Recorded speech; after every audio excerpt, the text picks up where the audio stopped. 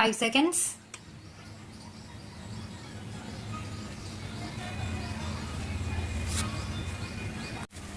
Ladies and gentlemen, I am delighted to be here once again in this historic and holy city of Kathmandu.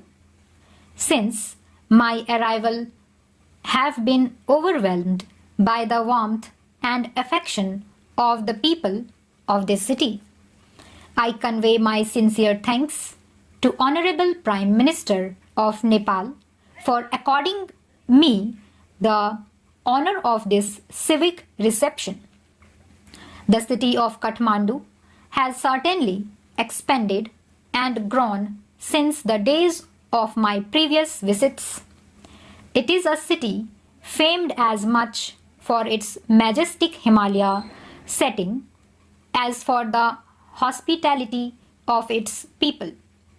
Its monuments speak of its grand history, the pride and self-confidence of its people, and their resilience in the face of adversity, values which we appreciate immensely in India. India deeply values its historical and traditionally close relations with Nepal.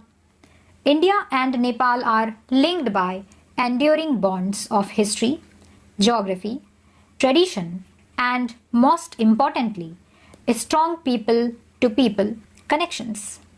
Kathmandu is not only the political capital of Nepal, but also a spiritual center for the people in our region. Thousands of our citizens visit Nepal in search of spiritual solace at the holy temples. Similarly, people from Nepal visit Varanasi in the north and Rameshwaram in the south in search of spiritual inspiration. My visit to Nepal is also a kind of pilgrimage. It is a mission of friendship to foster ever greater understanding and cooperation between our two countries. There are no two sovereign nations in the world like Nepal and India, sharing a common culture and having an open border between them. The government and people of India are committed to further strengthening and deepening this relationship.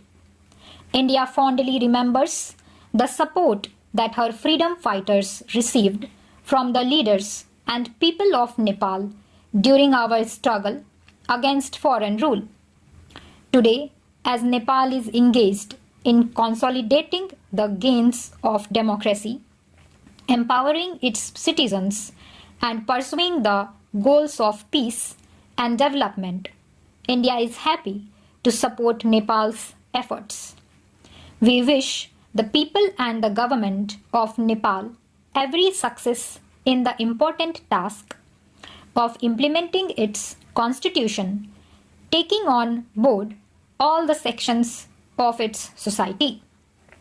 As two developing economies, we have a shared vision of economic prosperity and sustained development for our respective nations and also our region. As a neighbor and close friend, India has an abiding interest in seeing sustained economic development in Nepal.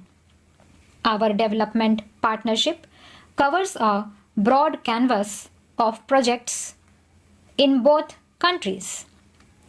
The Government of India has taken some new initiatives in economic policies and has been emphasizing innovation, research, and technological development to accelerate India's social and economic transformation.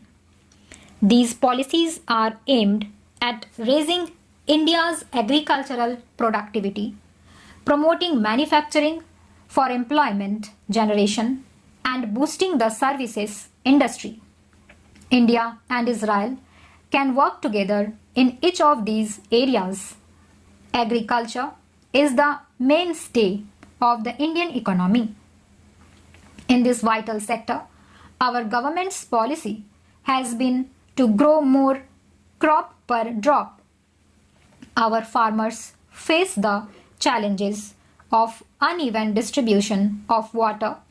We often have floods in one part of the country while there is drought in other. Our scientists should collaborate to deal with these challenges. We also seek assistance to clean our rivers, particularly the Holy Ganga. To stimulate our domestic manufacturing sector, Government of India has launched an ambitious Make in India campaign. Israeli innovation and technology can combine with Indian engineering and scale to manufacture in India.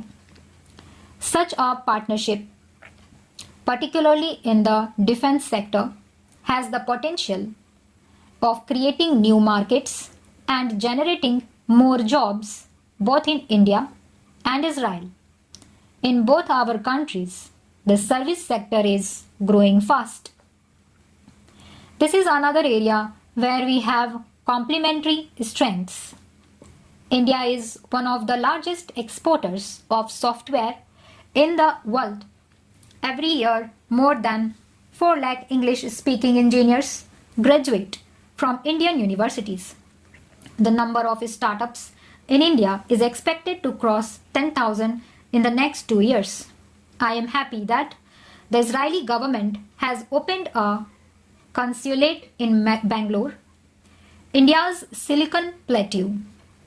As visitor of 114 institutions of higher learning in India, I have personally placed a great deal of emphasis on developing educational linkages between Indian institutions and universities abroad.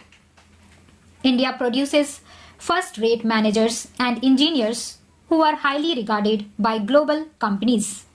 The current CEO of both Microsoft and Google are graduates of Indian engineering colleges. In the coming decades, the emphasis in our educational institutions will be strengthen innovation and research.